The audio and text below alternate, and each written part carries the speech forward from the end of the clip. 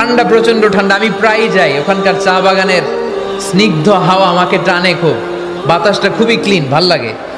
ওই Cameroon হাইল্যান্ডে 6,000 fit উপরে ওরা করেছে ফুলের বাগান, ফলের বাগান, চায়ের বাগান, স্ট্রবেরির বাগান, মধুর চাষ করে। আর এই 6,000 ফিট উপরে এই ভেজিটেবলস আইটেমগুলো দিয়ে তারা পুরো মালয়েশিয়ার খাদ্যদ্রব্যের যত সংকট, সব সংকট তারা দূরীভূত করেছে। সুবহানাল্লাহ পড়েন। তো ওনারা পাহাড়ের উপর চাষ করে, আর আমরা সমতল জায়গায় চাষ করতে চাই না। চাষাবাদ করতে আমাদের লজ্জা লাগে। কি লাগে? যুবক ভাইয়েরা, কাজে কোনো লজ্জা নেই। কাজে কি নেই? পরিশ্রমে লজ্জা নেই। লজ্জা হচ্ছে অলসতায়, লজ্জা হচ্ছে অকর্মণ্যতায়। আমরা কাজ করে খেতে চাই, পরিশ্রম করে খেতে চাই। রাজি আছো সবাই?